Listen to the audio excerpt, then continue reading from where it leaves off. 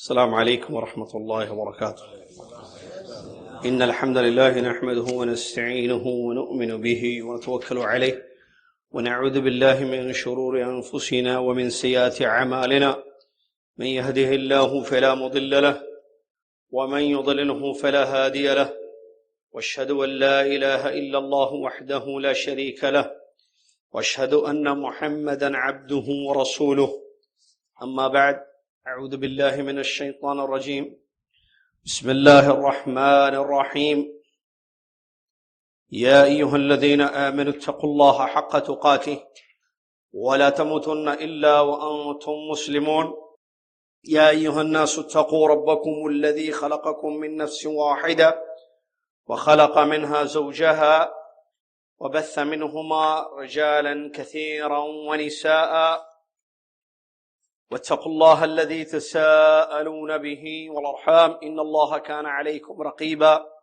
يا أيها الذين آمنوا اتقوا الله وقولوا قولا سديدا يصلح لكم أعمالكم ويغفر لكم ذنوبكم، ومن يطع الله ورسوله فقد فاز فوزا عظيما. قال الإمام أبو جعفر الطحاوي رحمه الله في بيان عقيدة أهل السنة والجماعة، قال رحمه الله: ولا نصدق كاهنا ولا عرافا ولا من يدعي شيئا بخلاف الكتاب والسنة وإجماع الأمة، ونرى الجماعة حقا وصوابا والفرقة زيغا وعذابا.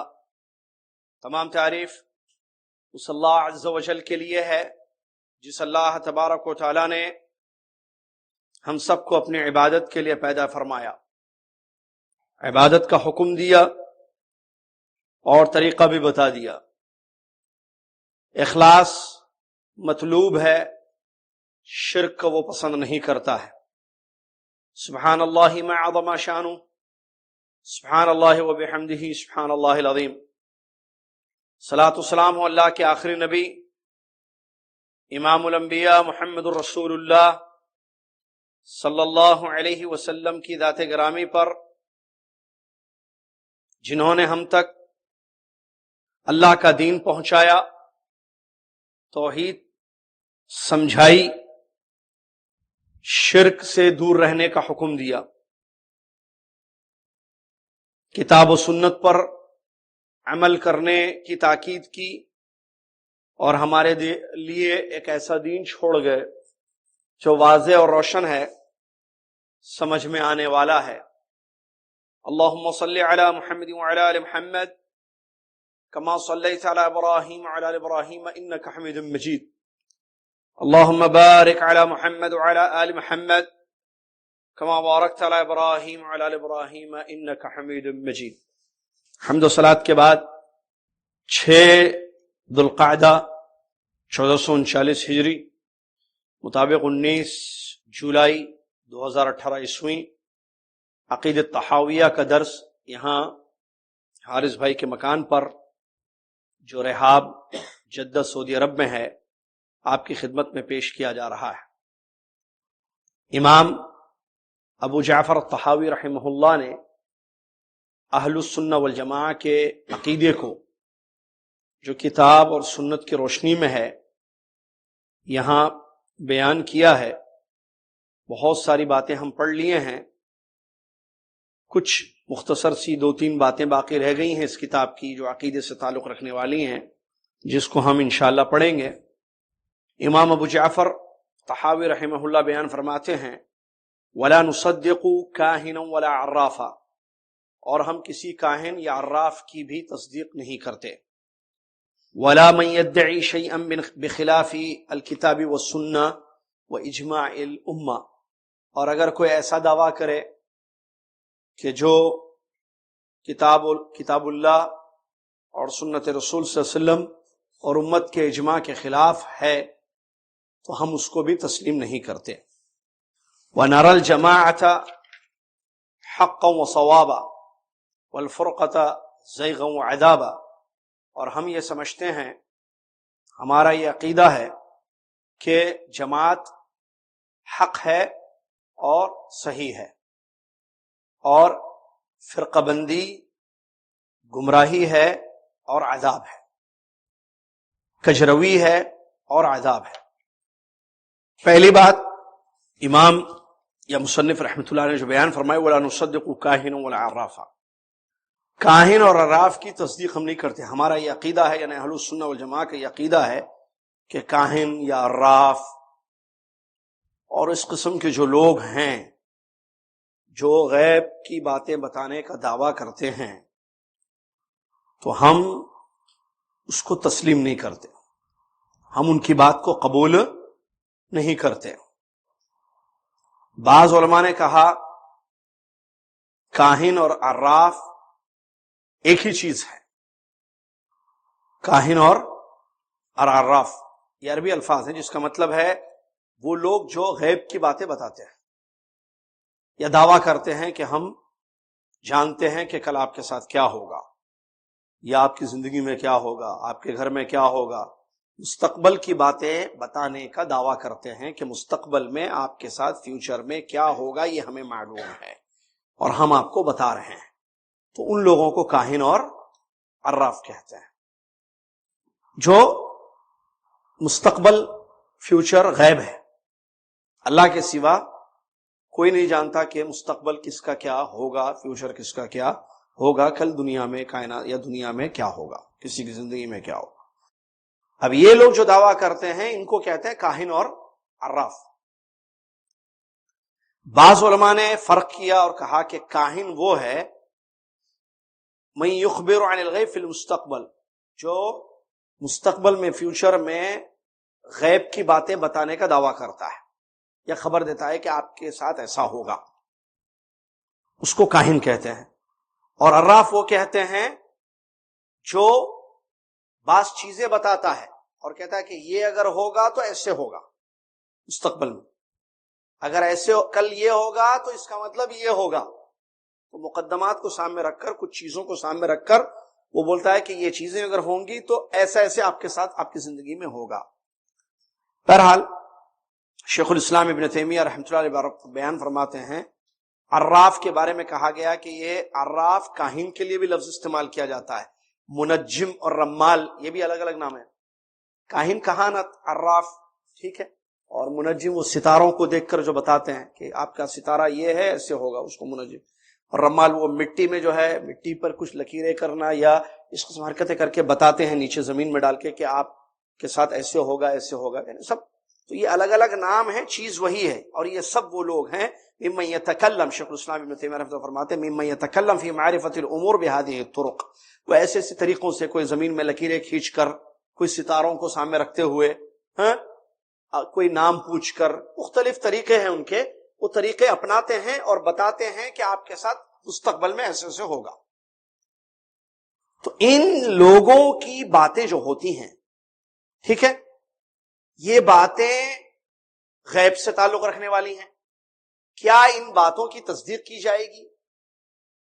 عقیدہ یہ ہے ہم مسلمانوں کا، اور ہونا چاہیے، اہل السنہ والجماعہ کا یہی عقیدہ ہے، غیب اللہ کے سوا کوئی نہیں جانتا ہے، کل کیا ہوگا اللہ کے سوا۔ قرآن میں یہ بات حقیقت اللہ تعالیٰ نے بیان کی ہے کہ اللہ کے علم میں ہے، علم ازلی میں، کہ غیب مطلب مستقبل میں کیا ہوگا، جیسے بعض آیتوں میں ہے دیکھو وما تدری نفس بأی ارض تموت وغیرہ، کسی نفس کی موت کہاں ہوگی، بارش کب ہوگی، پریگننسی میں کیا ہے ماں کے پیٹ میں، قیامت کب واقع ہوگی، اللہ کے سوا یہ سب غیب ہے۔ غیب کس کو کہتے ہیں؟ آنکھوں سے اوجھل جو چیز، چاہے وہ مستقبل ہو یا ہم آپ سے، غیب کا مطلب کیا ہوتا ہے؟ ما غاب عن الانظار، جو نگاہوں سے چھپی ہوئی چیز، آپ کو نظر نہیں آ رہی یہ چیز، آپ کو نظر آ رہی تو آپ کہیں گے، یہ بتا دیں گے کہ یہ دیکھیں بارش کو آپ دیکھتے ہیں تو کہتے ہیں کہ بارش ہو رہی، چیز کو دیکھتے ہیں تو آپ بتاتے ہیں کہ یہ چیز ہے، لیکن چیز چھپی ہوئی ہے، آپ کو نہیں پتا کیا ہے، یہ غیب ہے، چاہے وہ کل آنے والی چیز ہو یا ابھی موجود ہے لیکن چھپی ہوئی ہے چیز، میری جیب میں کیا ہے بتائیے، آپ کے جیب میں کی چیز ہمیں نظر نہیں آ رہی ہے، آپ کے جیب میں کیا ہے ہم کو نظر نہیں آ رہا ہے. تو یہ غیب اس کو بھی بولتے ہیں عربی میں، کیونکہ یہ میری نظر سے غائب ہے، میری نظر سے غائب ہے آپ کے جیب میں جو چیز پڑی ہوئی ہے. تو غیب اللہ کے سوا کوئی نہیں جانتا ہے. انسان اندازہ کر سکتا ہے کسی چیز کا لیکن بتا نہیں سکتا کسی چیز کو. جیسے ابر نظر آئے، ہوائیں چلیں، تو یہ دیکھیں دنیا میں اللہ تعالیٰ نے بعض چیزوں کی نشانی رکھی ہے، تو نشانیوں کو دیکھ کر وہ بات کہی جا سکتی ہے، اور وہ غیب میں چیز نہیں ہوتی، ایک نشانی ہے اس کی. ایک ابر، ہوائیں، بارش کی نشانی ہے. اسی طریقے سے اور بھی نشانیاں ہوتی ہیں. میں ایک کامن چیز بتا رہا ہوں جس کو دیکھ کر کہتے رہے کالے کالے بادل آئے ہیں تو اس کا مطلب بارش ہوگی، ہوائیں چل رہی ہے بارش ہوگی، دھواں نظر آ رہا ہے شاید آگ لگی ہوگی اس طرف. چیزیں ہیں نا یہ اس کو، لیکن کیا یقینی طور پر یہ ہم بتا سکتے ہیں؟ نہیں، یہ تو غیب ہے، اللہ ہی بہتر جانتا ہے. کیونکہ بادل آ کر چھٹ جاتے ہیں بارش نہیں ہوتی ہے، ہوائیں چلتی ہیں رک جاتی ہیں بارشیں نہیں ہوتی ہیں. تو اللہ تعالیٰ غیب کو جاننے والا ہے. اب یہ لوگ جو ہے آپ کو پتا ہے یہ ہمارے ملکوں میں بھی ہے نا یہ چیزیں، کیا کاہن، کہانت کرنے والے عربوں کے الگ تھے پرانے دور جاہلیت کے. موجودہ دور میں بھی یہ غیب کی باتیں بتانے والوں کی بھی عجیب عجیب قسمیں ہیں. اخبارات میں بھی وہ چیزیں آتی ہیں پریکٹیکل. اب وہ ہاتھ دیکھ کر لکیریں دیکھ کر بتانا کیا ہے، وہ بھی اسی ضمن میں آتی ہے چیز. آپ کا ہاتھ دیکھے گا، وہ لکیر دیکھ کر بتائے گا کہ آپ کی زندگی میں پریشانیاں آئیں گی یا نہیں آئیں گی. اور آپ چیک کرنا، صرف پریشانیاں نہیں بتائے گا، پریشانیاں بتائیں گے تو اس کی پریشانی کر دیں گے آپ. کچھ خوش کرنے والی باتیں بتائے گا، کچھ آپ کو ناراض پریشان کرنے والی بتائے گا. یہ ہوگا یہ لکیر. اب یہ لکیریں دیکھیں کیا ہے، اس سے آدمی کو کیا پتا چلتا ہے؟ کچھ بھی نہیں. یا طوطا وغیرہ وہ بھی ہوتا ہے نا، وہ نکال کے لے کے آتا ہے، اور وہ پرچیاں رکھی ہوئی ہیں کھول کے جو ہے کیا بولتے اس کو، فال، وہ دیکھ کے جو ہے بتاتے ہیں کہ دیکھو اس میں آئندہ سال تھوڑا فائنینشیل پرابلم ہوگا، اس کے بعد تھوڑا ہوگا، اس کے بعد تھوڑا یہ ہوگا، تھوڑا یہ ہوگا. بیکار کی بات ہے. اللہ تعالیٰ نے ہم لوگوں کو یہ بتا دیا ہے کہ ہر چیز مقدر ہے، خیر اور شر، جو تقدیر میں ہے وہ ہوگا. صحیح ہے. اور تقدیر غیبی امر ہے، ہمیں نہیں پتا کہ ہماری تقدیر میں کیا ہے. آپ کو پتا آپ کی تقدیر میں کیا ہے؟ آپ کی شادی کہاں ہوگی، بیٹا ہوگا یا بیٹی ہوگی، جاب کہاں لگے گی، کتنا کمائیں گے، کب موت آئے گی، کہاں موت آئے گی، کچھ نہیں پتا. جنت میں جائیں گے یا جہنم میں جائیں گے، ٹھکانہ کہاں ہوگا، نہیں پتا. لیکن یہ تو نہیں پتا. یہ دوسری بات، اللہ تعالیٰ نے فائدہ والی چیزوں کے حاصل کرنے کے طریقے دنیا میں رکھے ہیں، نقصان سے اپنے آپ کو بچانے کے طریقے رکھے ہیں. آگ میں ہاتھ ڈالیں گے تو نقصان ہوگا، آگ لگ جائے تو بھاگ جاؤ، دور ہو جاؤ اس سے. آگ سے آپ کیا کرو گے؟ اپنے آپ کو بچا لو. فائدے کے لیے کیا ہے؟ بھوک لگی، اب فائدہ کھانا ہے تو کھانے کی چیزیں رکھی ہیں، آپ کھائیے، آپ کی بھوک مٹ جائے گی. نیند آ جائے تو سو جائیے. آپ اسباب رکھے نا اللہ تعالیٰ نے. پیاس لگی تو پانی پی لیجیے بجھ جائے، بیمار ہو جائے تو دوائی استعمال کیجیے. تو اسی لیے حدیث میں کیا اللہ کے رسول نے کیا فرمایا، احرص علی ما ينفعك واستعن بالله ولا تعجزن فإن أصابك شيء فلا تقل لو أني فعلت كذا لكان كذا ولكن قل قدر الله وما شاء فعل. پوری حدیث دیکھیے، بڑی پیاری حدیث ہے. نبی علیہ السلام نے فرمایا تم کوشش کرو، محنت کرو ایسی چیزوں کے لیے جس سے تمہیں فائدہ ہو سکتا ہے، یعنی فائدہ جس سے ہو سکتا ہے اس کے لیے کیا کرو، جستجو کرو، محنت کرو، اور عاجز مت ہونا، کمزور مت ہونا. اللہ کی مدد لو، کیونکہ اللہ کی مدد کے بغیر کوئی چیز ہمیں فائدہ نہیں پہنچا سکتی. ایک ایک پوائنٹ پر کوشش کرو، اللہ سے مدد لو، اور عاجز مت ہو جانا. کوشش کرنا، فائدہ کس میں ہے؟ اس چیز کو حاصل کرنے کی کوشش کرنا. ایک استعانت باللہ ضروری ہے، اللہ کی مدد، اللہ کا نام لیں، دعائیں کر کے. جسے بزنس سے فائدہ ہوتا ہے، تجارت سے فائدہ ہوتا ہے تجارت کیجیے، اللہ کی مدد لیجیے، کمزور مت بن جائیے. ہو گیا، 3 پوائنٹس ہو گئے، کوشش، استعانہ اور عاجزی کو چھوڑنا. اگر نقصان ہو جائے ان تینوں چیزوں کے باوجود، آپ نے محنت بھی کی، آپ نے اللہ سے مدد بھی مانگی، اور آپ کمزور نہیں پڑے بلکہ آپ نے پوری جستجو کی اس کو پانے کے لیے، لیکن اس کے بعد اگر خسارہ ہو جائے، نقصان ہو جائے، تو یہ مت کہو کہ اگر میں نے ایسا کیا ہوتا تو ایسے ہوتا، بلکہ یہ کہو اللہ نے مقدر کیا اور اللہ نے جو چاہا وہ ہوا۔ کتنی پیاری بات ہے اس حدیث میں۔ لہذا آدمی کے لیے اس بات کا حکم دیا گیا ہے۔ لہذا اگر کوئی شخص انسان کی باتوں پر، انسان غیب نہیں جانتا ہے، اس کے پاس جائے اور اس کو پوچھے آپ میرے بارے میں ذرا دیکھ کے بتائیے، مجھے دیکھ کے بتائیے کہ کیا ہو سکتا ہے میرے ساتھ۔ یہ آدمی دیکھ کر کیا بتا سکتا ہے؟ دنیا کا کوئی ڈاکٹر نہیں بتا سکتا ہے دیکھ کر۔ بتائیے ڈاکٹر صاحب، آپ دنیا کے سب سے بڑے سرجن ہیں، بڑے ڈاکٹر ہیں، مجھے کیا بیماری ہے بتائیے۔ آپ بتائے گا کوئی؟ بتائیے، دنیا کا سب سے ٹاپ لیول کا ڈاکٹر، آپ اس کے پاس جا کے بیٹھیں، نبض نہیں دیکھے گا، وہ نبض دیکھ کے بتاتے ہیں لوگ، یہ بھی طریقہ ہے بتانے کا، بڑے بڑے لوگ بتاتے ہیں، حکیم ماشاءاللہ۔ یا پوچھیں گے آپ سے سوالات، زبان دیکھیں گے، ٹیسٹ لیں گے، چیک کریں گے آپ کو، ٹھیک ہے، کیا ہو رہا ہے آپ کے ساتھ، بتاؤ کیا پرابلم ہے، کچھ کوسچنس کریں گے، آنسرس لے کر وہ بتائیں گے کہ ہاں یہ سمٹمس ہیں ان چیزوں کے، وائرل ہو گیا ہے، یہ ہوا ہے، ایسے ہوگا، یہ بخار ہے، یہ ایسے ہوگا، یہ کچھ نہ پوچھے سامنے جا کے آدمی بیٹھا، بتا سکتا ہے کوئی؟ ڈاکٹر صاحب بتائیے مجھے کیا ہوا ہے، وہ بولے گا آپ کو کیا ہوا ہے مجھے کیا پتا، اب بتائیے میرے پیٹ میں کیا ہو رہا ہے، آپ کے پیٹ میں کیا ہو رہا ہے، ہم کو کیا درد ہو رہا ہے، جو چیزیں عام طور پر ہوتی ہیں، غیب اللہ کے سوا کوئی نہیں جانتا ہے۔ اگر ہم تصدیق کریں کاہنوں کی، عرافوں کی، تو یہ عقیدے کے خلاف ہے بات، یعنی وہ ایک ایسی چیز کا دعویٰ کر رہا ہے جو اللہ کا خاصہ ہے، سمجھ رہے ہیں نا؟ وہ کہہ رہا ہے کہ آپ کا آئندہ آنے والا سال جو ہے بہت نقصان دہ سال، آپ کے ساتھ ایسا ہوگا ویسا ہوگا، تو یہ ایک ایسی بات کا دعویٰ کر رہا ہے، ایک ایسے علم کا جو علم کس کے پاس ہے؟ اللہ کے پاس ہے۔ اللہ نے غیب جو ہے کسی کو نہیں بتایا ہے۔ کیا پیغمبروں کو غیب معلوم تھا؟ نہیں معلوم ہوتا تھا۔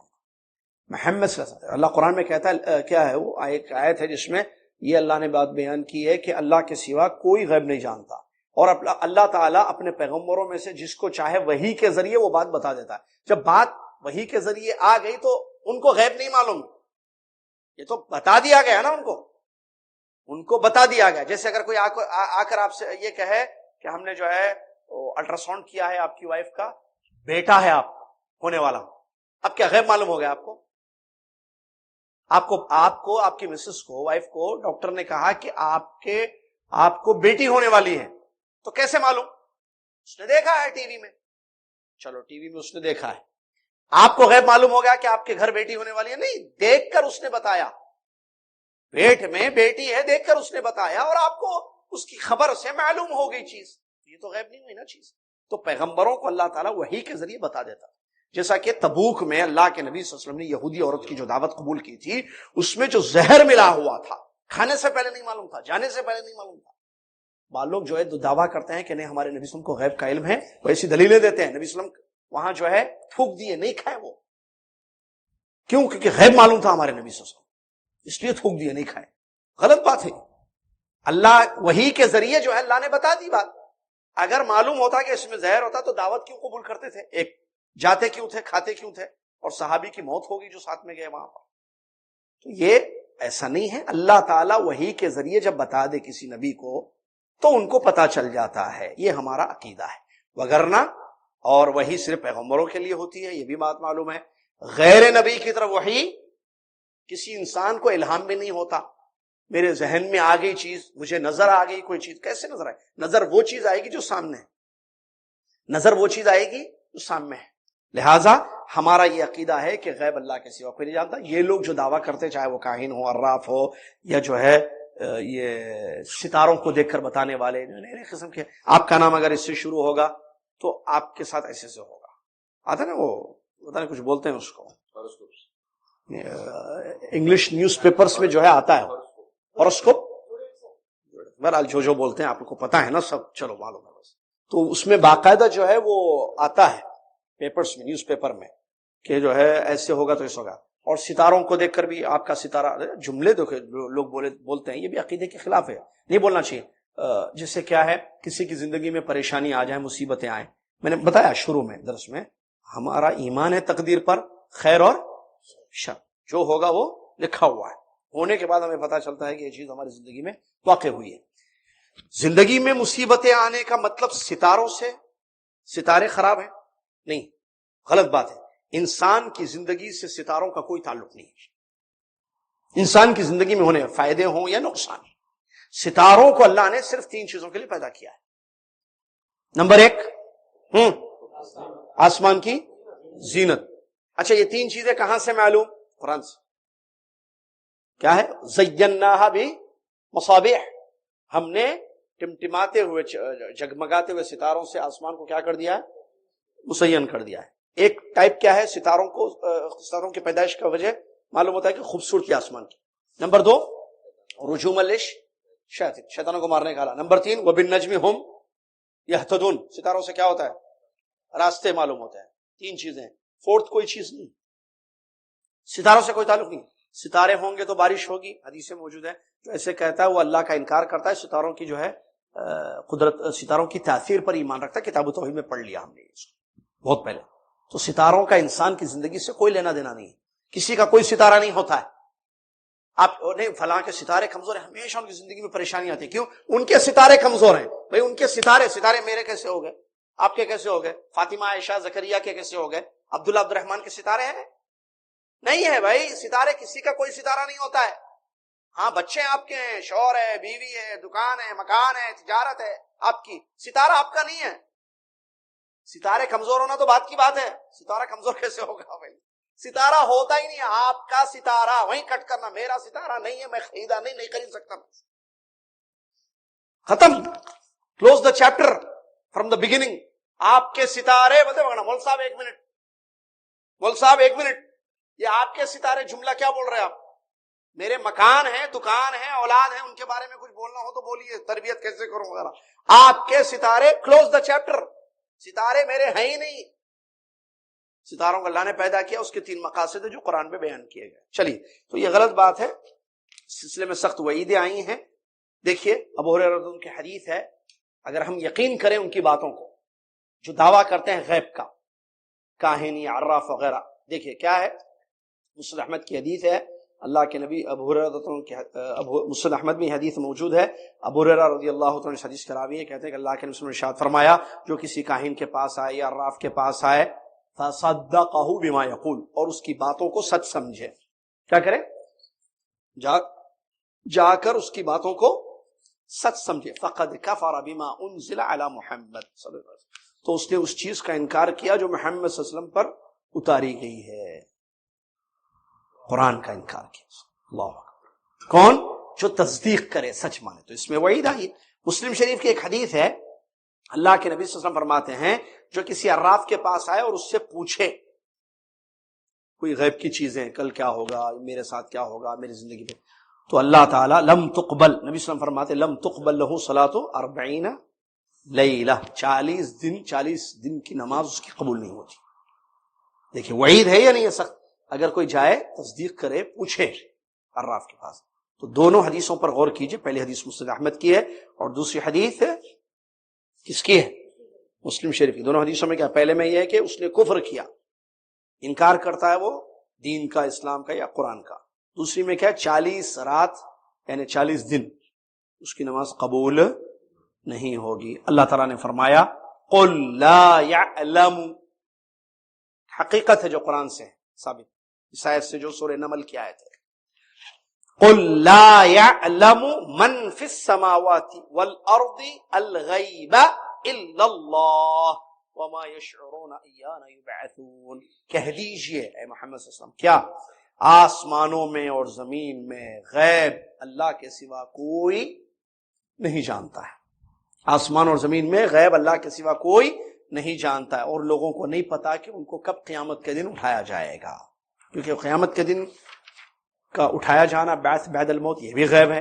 کب قیامت آئے گی یہ بھی کسی کو نہیں معلوم. ایک ہم جب چھوٹے تھے مدرسے میں پڑھ رہے تھے تو ایک بچے نے بحث کی، جو کسی کانوینٹ کا بچہ تھا، بہرحال اس نے کہا کہ ایک بہت بڑا آدمی ہے، پتہ نہیں کون ہے، اس نے چند باتیں بتائی ہیں اور اس نے جو بولا ہے وہ سب صحیح ہو رہا ہے. اندرا گاندھی کو کون مارے گا، کیسا مارے گا، وہ ہو گیا. اس نے کہا 2002 میں جو ہے قیامت آئے گی. اب کیا 18 چل رہا ہے نا، 2002 میں قیامت آ جائے گی، پوری دنیا ختم ہو جائے گی. اب بحث ہوئی اس پہ، بھائی یہ غیب اللہ ہے، بھائی اللہ جانتا ہے، بھائی قیامت غیب ہے، اللہ کے سوا کوئی جانتا ہے. نبی صلی اللہ علیہ وسلم سے سوال کیا گیا قیامت کب آئے گی، متی الساعہ، ہے نا. نبی صلی اللہ علیہ وسلم نے بتایا، نبی صلی اللہ علیہ وسلم کو اللہ نے نہیں بتایا، تو نبی صلی اللہ علیہ وسلم نے نہیں بتایا. وہ دو جو ایک جو پیشاب کی چھینٹوں سے دونوں کو جو عذاب ہو رہا تھا قبر میں، اللہ نے بتایا، نبی صلی اللہ علیہ وسلم نے بتا دیا. اللہ نے بتایا، پیارے نبی صلی اللہ علیہ وسلم نے بتا دیا. یہاں اللہ نے نہیں بتایا تو نبی صلی اللہ علیہ وسلم نے، سیدھی سیدھی بات ہے، نہیں نبی صلی اللہ علیہ وسلم نے نہیں بتایا. آپ نے کہا کہ جیسے تم پوچھ رہے ہو کہ کب جو ہے قیامت آئے گی، تمہیں نہیں معلوم نا، مجھے بھی نہیں پتا. مل مسئلہ، اور حدیث جبریل میں جو ہے. اور ایک آدمی نے نبی صلی اللہ علیہ وسلم سے سوال کیا کہ قیامت کب آئے گی؟ نبی علیہ السلام نے فرمایا کہ کیا تیاری کی ہے تم نے اس کے لیے؟ کہا کہ میں نے کوئی خاص تیاری تو نہیں کی ہے، لیکن اللہ اس کے رسول سے سچی محبت کرتا ہوں. تو نبی صلی اللہ علیہ وسلم نے فرمایا کہ تم آدمی اس کے ساتھ ہوتا ہے جس سے وہ محبت کرتا ہے. تو ایسے جو ہے حدیثیں موجود ہیں، واضح روایتیں صحیح. قیامت کا علم اللہ کے سوا کسی کو نہیں ہے. چلیے، اور اسی طریقے سے آگے کہتے ہیں مصنف رحمۃ اللہ علیہ، وَلَا مَن يَدَّعِي شَيْئًا بِخِلَافِ الْكِتَابِ وَالسُّنَّةِ وَإِجْمَاعِ الْأُمَّةِ. اسی طریقے سے اگر کوئی ایسی چیز کا دعویٰ کرتا ہے، ایک تو یہ ہوا تو غیب کی چیزیں ہم نہیں قبول کرتے، اس کو ہم کسی کاہن کی بات کو نہیں مانیں گے، کسی کیا بولتے ستاروں کو دیکھ کر بتانے والوں کی بات، عراف، کسی کی بات کو نہیں مانیں گے ہم. اور اسی طریقے سے کتاب و سنت اور اجماع امت، کتاب، سنت، اجماع امت، تین چیزیں. اس کے خلاف بھی کوئی بھی چیز اگر بولتا ہے کوئی، ہم اس کی تصدیق نہیں کریں گے. قرآن میں جو ہے ہم اس کی تصدیق کرتے ہیں کیونکہ وہ اللہ کا کلام ہے اور وہ سچا کلام. سنت میں جو ہے ہم اس کی تصدیق کرتے ہیں، اس کو قبول کریں گے کیونکہ اللہ کے نبی صلی اللہ علیہ وسلم نے جو بتایا ہے سب صحیح بتایا ہے، اللہ کی حکم سے بتایا ہے. امت کا اجماع کسی چیز پر ہو تو بھی ہم تسلیم کرتے ہیں. کیوں؟ اس لیے کہ حدیث میں نبی صلی اللہ علیہ وسلم نے یہ بات بیان فرمائی، لا تجتمع امتی علی ضلالہ، میری امت کسی غلط چیز پر اجماع نہیں ہو سکتی، نہیں کر سکتی. پورے علماء دنیا کیا جیسے صحابہ ہیں، اجماع، اس میں تفصیل ہے اجماع کون سا اجماع، امت کا اجماع غلط چیز پر نہیں ہو سکتا ہے. سارے لوگ متفق ہو جائیں، یونٹی ہو جائے تمام علماء کی، تمام مسلمانوں کی، کسی ایک غلط چیز پر ایسا نہیں ہو سکتا. یہ کون بتایا؟ یہ بات کہاں سے ملی؟ حدیث سے ملی. لہٰذا کتاب، سنت، اجماع بھی دلیل ہوتی ہے. قرآن دلیل ہے، سنت دلیل ہے، اجماع دلیل ہے. اس کے خلاف اگر کسی کی بات آتی ہے تو ہم اس کو قبول نہیں کریں گے. اور یہ بات آپ کو بتاؤ دوں میں کہ جو ہے بڑے بڑے ائمہ نے یہ بات کہی ہے. امام ابو حنیفہ رحمۃ اللہ علیہ، امام شافعی رحمۃ اللہ علیہ، امام مالک رحمۃ اللہ علیہ، امام احمد ابن حنبل رحمۃ اللہ علیہ، بڑے بڑے ائمہ گزرے ہیں نا، ان لوگوں نے یہ بات کہی ہے کہ ہماری بات اگر حدیث کے خلاف ہو، قرآن کے خلاف ہو، حدیث کے خلاف ہو، کسی صحابی چھوڑ دو ہماری بات. کیوں؟ کیونکہ قبول کرنے کے لیے ہمارے پاس پیمانہ ہے، ایک میزان ہے، کتاب و سنت. جو کتاب اللہ میں ہے وہ قبول کریں گے، جو حدیث رسول میں ہے وہ قبول کریں گے، اجماع جس پر ہوا ہے اس پر اس کو ہم قبول کریں گے. آگے کہتے ہیں، بند کریں، وَنَرَى الْجَمَاعَةَ حَقًّا وَصَوَابًا وَالْفُرْقَةَ زَيْغًا وَعَذَابًا. یہ بھی بڑا اہم ہے. یہ کہتے ہیں کہ ہم جماعت کو حق سمجھتے ہیں اور صواب یعنی صحیح، ٹھیک سمجھتے ہیں، غلط نہیں ہے جماعت. یہاں جماعت سے مراد کیا ہے؟ جماعت سے مراد وہ لوگ ہیں جن کا عقیدہ اور منہج اور عمل کتاب و سنت کی روشنی میں ہے. اللہ کے نبی صلی اللہ علیہ وسلم نے حدیثوں میں خبر دی ہے کہ میری امت 73 فرقوں میں بٹ جائے گی. پہلے یہود و نصارہ 71-72 فرقوں میں بٹ گئے. میری امت کتنی فرقوں میں بیٹھے گی، بٹ جائے گی؟ 72 جو ہے جہنم میں جائیں گے، ایک کیا ہوگی؟ وہ ایک جماعت ہے. جماعت کس کو کہتے ہیں؟ سوال، کیا جماعت کا مطلب میجورٹی ہے؟ نہیں. اگر جماعت کا مطلب میجورٹی تو پھر مشرکین مکہ حق پر تھے کیونکہ وہ میجورٹی میں تھے. اگر جماعت کا مطلب حق پر، تو بدر میں جو لڑائی ہوئی تو مسلمان 313 تھے، ادھر 1000 تھے، میجورٹی ادھر تھی. ہر جنگ میں ادھر ہی میجورٹی تھی. آج اگر آپ جماعت کہہ رہے تو آج دنیا میں سب سے زیادہ ماننے والے کرسچنز. پھر نئے نئے مسلمانوں کی ہم بات کر رہے ہیں تو ٹھیک ہے، اگر آپ میجورٹی کہہ رہے ہیں، مسلمان شرک کرنے والے میجورٹی میں ہیں، صحیح ہے غلط؟ میں بات دنیا کی کر رہا ہوں. آپ لینا جتنے کنٹریز جہاں مسلمان آباد ہیں، ٹوٹل کنٹریز 50 38 جو بھی ہیں، ان کنٹریز میں جو مسلم آباد ہیں، میجورٹی شرک کرتی ہے یا میجورٹی شرک نہیں کرتی ہے؟ عقیدے شرکیاں ہیں یا توحید پر ہیں؟ شرکیاں ہیں. تو اس کا مطلب وہ لوگ صحیح ہیں. چلیے نماز کو لے لیں، فرض چیز. میجورٹی آف مسلمس 5 نماز کی پابند ہے یا 5 نماز کی پابند نہیں ہے؟ I am talking about majority of the Muslim in the world. جمعہ کے ہوں گے, عید کے ہوں گے 5. تو جماعت سے مراد یہاں میجورٹی نہیں ہے, جماعت سے مراد حق پر جو لوگ ہیں. اچھا یہ کون سمجھاتے ہیں ہمیں؟ عبداللہ بن مسعود رضی اللہ عنہ صحابی ہیں, صحابہ زیادہ جانتے ہیں قرآن و حدیث کو ہم سے. انہوں نے کہا کہ جماعت وہ ہے جو حق کے مطابق ہو اگرچہ تم اکیلے ہو. کتنی پیاری بات ہے نا. اور اس کی تائید ہمیں قرآن سے خود ملتی ہے. اللہ تعالیٰ نے ابراہیم علیہ السلام کو یہ کہا کہ ان ابراہیم کان امہ. ابراہیم علیہ السلام کیا تھے؟ امت. جماعت امت ایک ہی ورڈ سے, مطلب میننگ ایک ہی ہے, ورڈ الگ ہے. جماعت, امت, سواد اعظم, ٹھیک ہے. تو ابراہیم علیہ السلام کو اللہ امت کہہ رہا ہے. تو ایک اگر حق پر ہو وہی جماعت ہے. گاؤں میں 100 لوگ ہوں, 99 سارے شرک کرتے ہیں, ایک توحید پر ہو, جماعت کون ہے؟ وہ ایک ہے. تو ہم جماعت کی پہلے تو جماعت کے ساتھ جڑے رہنا, مسلمانوں کی فرقہ نہیں, الگ حزبیت جس کو کہتے ہیں, تحزب, الگ پارٹی بنانا چھوڑ کر مسلمانوں, نہیں, غلط ہے. اسی لیے کہتے ہیں ہم جماعت کو حق سمجھتے ہیں. کیوں حق؟ کیونکہ اللہ کا حکم ہے جماعت سے جڑے رہنے. وَاعْتَصِمُوا بِحَبْلِ اللَّهِ جَمِيعًا وَلَا تَفَرَّقُوا. فرقہ بندی گمراہی ہے, غلط ہے.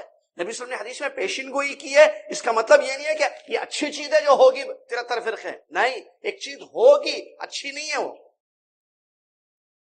سمجھے بات کو؟ فرق ایک ہوتا ہے جماعت, ایک ہوتا ہے فرقہ. فرقہ وہ ہے جو جماعت سے ہٹ کر ہے.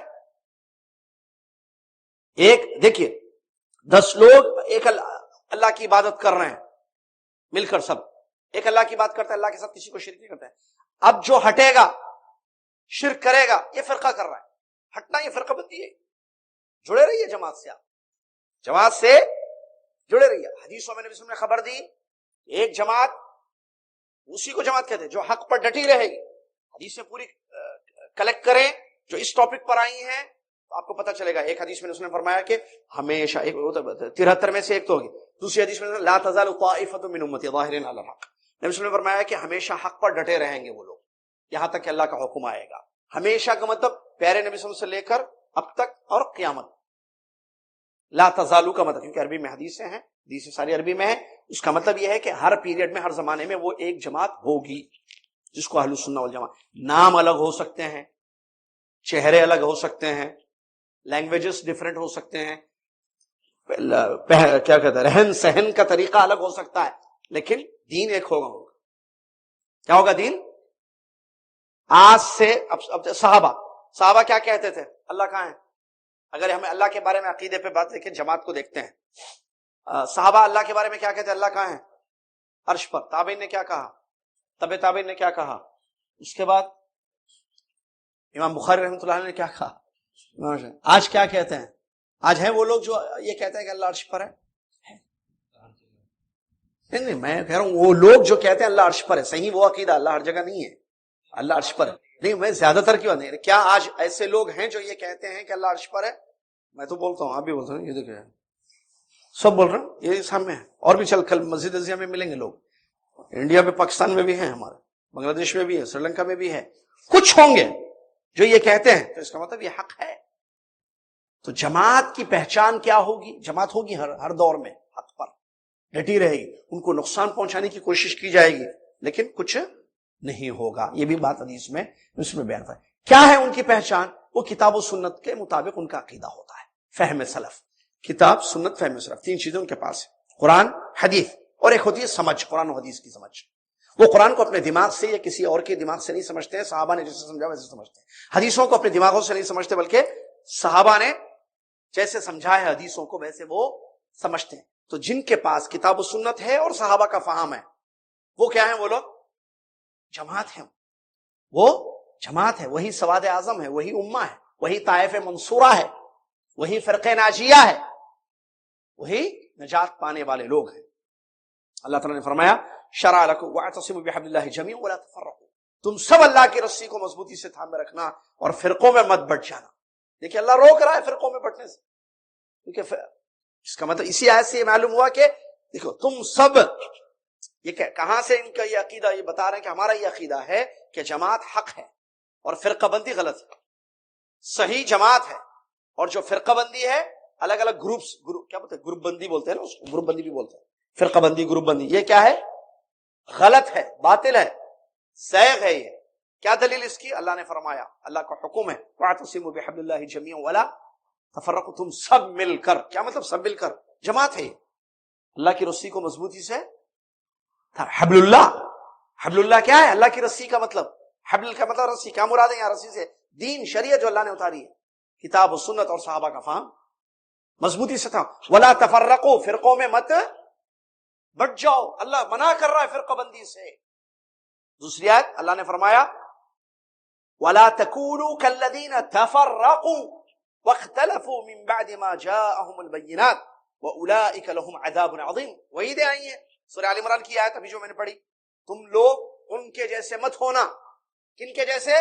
الذین تفرقوا، جو لوگ فرقوں میں بٹ گئے اور واضح نشانیاں آنے کے بعد ان لوگوں نے اختلاف کیا.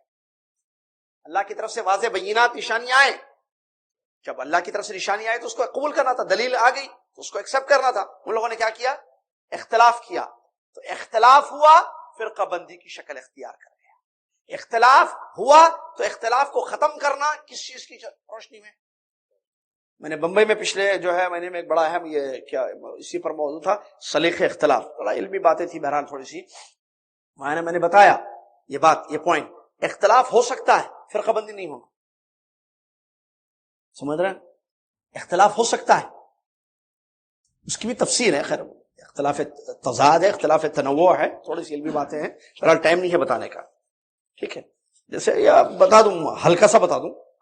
ایک ہوتا دیکھیے اختلاف تضاد، اختلاف تضاد، اختلاف تنوع. اختلاف تنوع کوئی فرق نہیں پڑتا ہے، اختلاف تضاد شرع، الخلاف شر، یہی اختلاف تضاد کیا ہے؟ حدیث آ جائے، آیت آ جائے، نص آ جائے، اس کے خلاف جو ہے بات ہو یا کام ہو. اللہ کی عبادت کرنا، دلیل ہے اس کی، ایک اللہ کی عبادت کرنا، عبادت کرنا، سجدہ کرنا ہے، کس کو کرنا؟ اللہ کو کرنا، پکی بات ہے، پکی بات ہے. واسجدوا للہ، قرآن ہے، حدیث ہے، سب کچھ. اگر کوئی کسی قبر پر سجدہ کرتا ہے، اختلاف ہے یا نہیں ہے؟ یہ بولیے بھائی، یہ صحیح ہے یا غلط ہے؟ شرع ہے. ایک چیز آ گئی ہے کنفرم، آپ اس کے خلاف عمل کریں، یہ اختلاف ہے. یہ آپ اس سے اختلاف کر رہے ہیں تو اب دو آدمیوں میں اختلاف. ایک آدمی کہہ رہا نہیں صرف اللہ کو سجدہ کرنا، دوسرا کہہ رہا نہیں بابا قبر سب چلتا. اختلاف ہوا نہیں ہوا دونوں میں؟ یہ تضاد ہے یا نہیں ہے؟ اس کو بولتے تضاد، ضد ہے، اپوزٹ ہے. یہ نص کے خلاف ہے. یہ کیا ہوا؟ یہ نص کے خلاف. اللہ کا حکم ہے بھائی، حدیث میں، قرآن میں، سب میں یہی ہے، سجدہ اللہ کو کرنا خالی. ارے نہیں، وہ سجدہ الگ ہے، یہ سجدہ الگ ہے، وہ عبادت والا سجدہ، یہ احترام والا سجدہ، یہ بزرگوں کے سامنے جھکنے والا سجدہ، وہ سجدہ الگ ہے. بکواس کر رہا ہے. یہ اختلاف ہے یا نہیں ہے؟ چلیے، اور ایک اختلاف ہے. کیا؟ ایک آدمی اللہ اکبر ہاتھ باندھتا ہے نماز میں، کیا پڑھتا ہے؟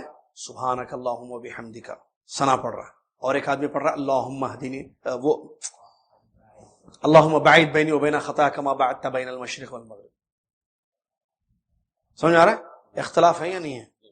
تضاد ہے، غلط ہے یہ اختلاف. اب اختلاف ہے، ایک عبداللہ ایک دعا پڑھ رہا ہے، عبد الرحمن دوسری دعا پڑھ رہا ہے. سمجھ میں آ رہا ہے یا نہیں؟ یا اور چھوٹی سی مثال تو دوسری، یا حج کر رہا ہے، حج چل رہا ہے نا، حج کا.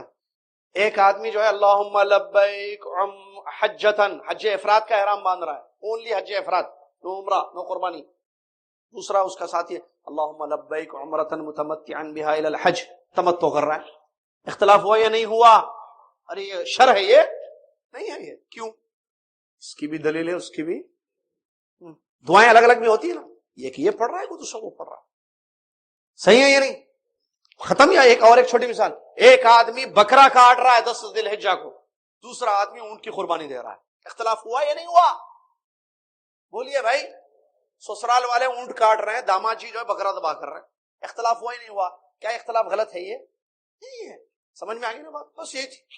اختلاف تضاد نہیں ہونا چاہیے. اختلاف تنوع کوئی ہے، اس کی گنجائش ہے، کیونکہ اس کی دلیل ہے، اس کی دلیل ہے. لیکن یہ جو دلیل کے خلاف عمل ہوتا ہے نص سے اپوزٹ میں، تو اس کو وہ شر ہے۔ تو اختلاف اگر ہو جائے، کوئی آدمی دلیل کے خلاف عمل کر رہا ہے، جیسے قبر کو سجدہ کر رہا ہے، اس کو بتائی جائے گی دلیل، یہ دلیل کے خلاف ہے، دلیل یہ ہے کہ اللہ کو سجدہ کیا جائے گا۔ اگر وہ نہیں سجدہ کرتا ہے تو وہ خلاف کر رہا ہے، یہ شرع ہے۔ اچھا، یہ چیزوں سے کیا ہوا؟ فرقہ بندی آئی۔ اختلاف ہونے کی صورت میں کرنا کیا ہے؟ حکم فَإِن تَنَازَعْتُمْ فِي شَيْءٍ فَرُدُّوهُ إِلَى اللَّهِ۔ آپ کا میرا کسی مسئلے میں اختلاف، میلاد منانا نہیں منانا، ہاں منانا، یہ نہیں منانا، یہ منانا، ہاں منانا نہیں منانا، اب دیکھیں گے دلیل کیا ہے۔ دلیل کس کے ساتھ؟ عادل یا بھائی کیا ہے؟ علی بھائی کہہ رہے ہیں میلاد منانا، عادل کہہ رہا ہے نہیں منانا، دلیل کس کے ساتھ؟ ختم۔ کتاب و سنت سے جو چیز ثابت ہے اس کو لی جائے گی۔ نہیں منانا، ہاں بھائی دلیل نہیں ہے میلاد کی، چلو بھائی عادل کی بات صحیح ہوگی، علی بھائی رجوع کر لیں آپ، نہیں اب تم منانے والے، تم نہیں منانے والی پارٹی، ہم منانے والی پارٹی، فرقہ بندی ہوگی۔ اختلاف ختم کرو سنت کی روشنی میں، کتاب و سنت کی روشنی میں، نہیں کیے دلوں میں دوریاں ہو گئی، ظاہر اختلاف باطن اختلاف کر گیا، اور جب دل دور ہوئے تو پھر وہ دل جو دور ہوئے وہ سب مل کے کیا کر دیے؟ ایک پارٹی بنا دی ہے، اور اس کا ایک نام ہو گیا منانے والے ہم، جو بھی ہے حیاتی مماتی وغیرہ، ٹھیک ہے۔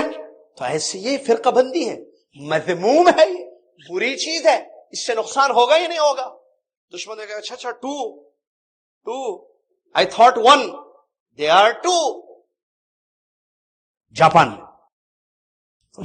میں کچھ لوگوں نے کہا کہ ہم جو ہے اسلام ایکسپٹ کریں گے، دین قبول کریں گے، سچا دلوں میں آ گیا، پتہ نہیں کیا چیزیں دیکھی تھی ان لوگوں نے، صحیح واقعہ ہے۔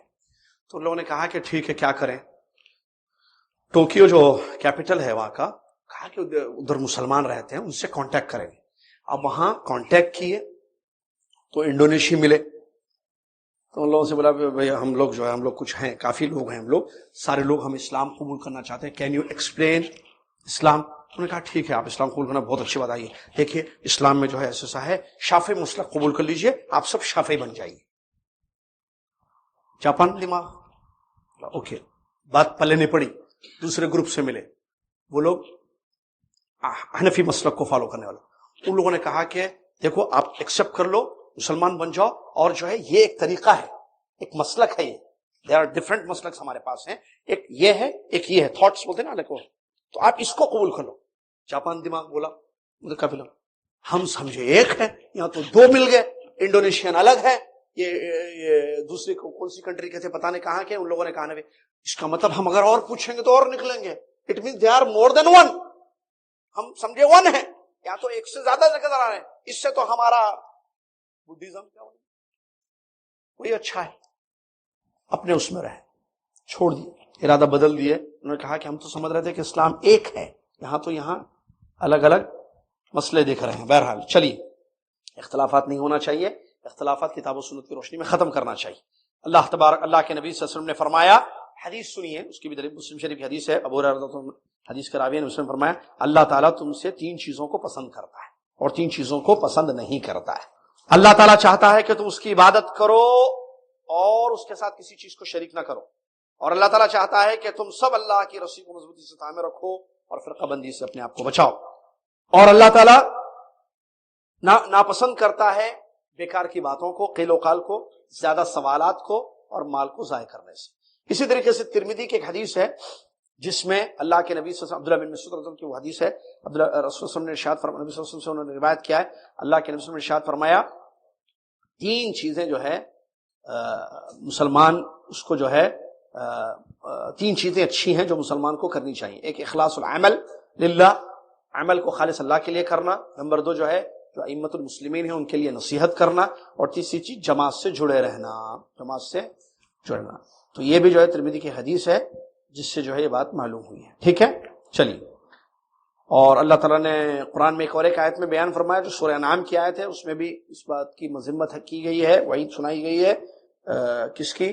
فرقہ بندی کی۔ اللہ نے فرمایا ان الذین فرقوا دینہم وکانوا شیعا لست منہم فی شیء انما امرہم الی اللہ ثم ینبئہم بما کانوا یفعلون۔ ترجمہ، یقیناً جن لوگوں نے اپنے دین کو بانٹ دیا، دین میں فرقے کیے اور الگ الگ جماعتوں میں بٹ گئے، اے نبی آپ ان کے ساتھ نہیں ہیں، اے نبی آپ ان میں سے نہیں ہیں، ان کا معاملہ اللہ کے حوالے ہے، اور اللہ تعالیٰ قیامت کے دن ان کے کیے کے بارے میں ضرور ان کو بتائے گا۔ معلوم ہوا جماعت کے ساتھ جڑ کے رہنا ہے، اور حدیث بھی موجود ہے، وہ بھی حذیفہ رضی اللہ عنہ کی مشہور حدیث ہے جس میں نبی صلی اللہ علیہ وسلم نے فرمایا فَالْزَمْ جَمَاعَةَ الْمُسْلِمِينَ، جو مسلمانوں کی جماعت، جو طائفہ منصورہ ہے، حق پر جو ڈٹی ہوئی ہے کتاب و سنت کی روشنی میں، جن کا عقیدہ، منہج، دعوت، استنباط ساری چیزیں ہیں، ان کے ساتھ تم جڑے رہو اور الگ الگ فرقہ بندی سے اپنے آپ کو بچاؤ۔ وہ بھی حدیث ہے جس میں نبی صلی اللہ علیہ وسلم نے ان کو حکم دیا تھا۔ اللہ سے دعا ہے اللہ تعالیٰ مجھے اور آپ کو اختلافات سے محفوظ رکھے، فرقہ بندی سے محفوظ رکھے، اور اللہ تعالیٰ ہمارا عقیدہ اور ہمارا ایمان مضبوط کر دے، اور صحیح عقیدے پر ہماری زندگی ہو، صحیح عقیدے کے مطابق ہمارا عمل ہو، اور صحیح عقیدے پر ہماری موت ہو جائے۔ آمین وآخر الحمدللہ رب العالمین۔ السلام علیکم ورحمۃ اللہ وبرکاتہ۔ ایک دو ضروری چیپٹرز اس کے باقی رہ گئے ہیں جو انشاءاللہ آئندہ جمعرات ہم مکمل کر لیں گے، بہت ہی اہم ہے وہ بھی۔ ہمیشہ اہم ہی باتیں کتاب و سنت کی روشنی میں، ان مفید کتابوں کی روشنی میں آپ کے سامنے پیش کی جاتی ہے۔ جزاکم اللہ خیر۔ کفارۃ مجلس پڑھ لیں۔ سبحانک اللہم و بحمدک، اشہد ان لا الہ الا انت، استغفرک و اتوب الیک۔